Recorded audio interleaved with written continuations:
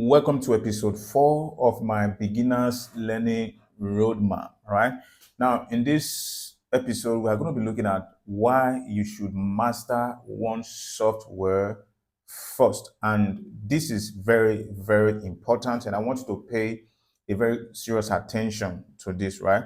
You see, switching between Photoshop, Illustrator, Canva, and CorelDRAW too early can slow your growth as a beginner designer. Just take that from me. The moment you begin to switch between Photoshop, Illustrator, Canva, CorelDRAW, you see, my best advice in this context has always been stick with one software until you are strong, right? And as a matter of fact, it might not be necessary to even use other software, right? But when it becomes necessary, ensure that you are strong with the first one before moving to the next one. Because one thing you must understand is that, and I've learned this, you see, many beginners believe that more software is going to equal more skills. Is a problem, and that's a lie, right? But in reality, more mastery is what equals more skills. Mastery, more mastery.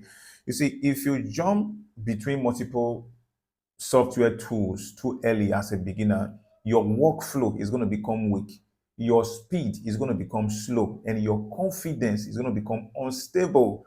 And I said in the first video that we might have the time to talk about confidence, right? Very, very important. Now, instead, this is what you're going to do. Choose one software first. If you want to choose Photoshop, choose it. If it's CorelDRAW, choose it, right? Master it. And if you want to be a good designer, I don't encourage you to even associate with Canva. It's for women that are selling cake. All right. So choose one software first, right? Master it, understand layers, understand layout building, right? Understand typography placement, understand export settings, because mastery comes before expansion. The moment you want to expand, right, you are forfeiting your mastery the moment you want to expand too early, right? So it's good to explore. But meanwhile, for the sake of mastering what you want to do, right? So stick with Photoshop if Photoshop is what you're doing, right? So I wanted to take this from me before I close this episode, right? That software does not make designers powerful, right? Understanding does. I've seen people ask me between CorelDRAW and Photoshop, which one is more, good for a designer? Which should I focus on? But if you ask me, I'm going to advise you to stick with Photoshop, right? But the reason why I'm advising you to stick with Photoshop is not because I am indirectly saying that Photoshop is what's going to make you strong and more professional, right? It is your skill that determines. Now, the reason why I will have to suggest Photoshop for you is because of the opportunities that awaits you ahead. Now, when you begin to work, to an extent where you're dealing with clients on international level, right?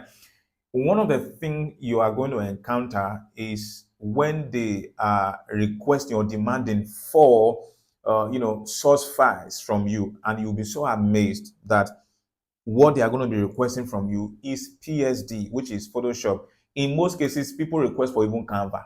I've never seen anybody request or ask me for a CorelDRAW source file, right? So these are because of the many opportunities that are going to come with Photoshop. I will recommend Photoshop for you. But design, your software is not what makes you powerful as a designer.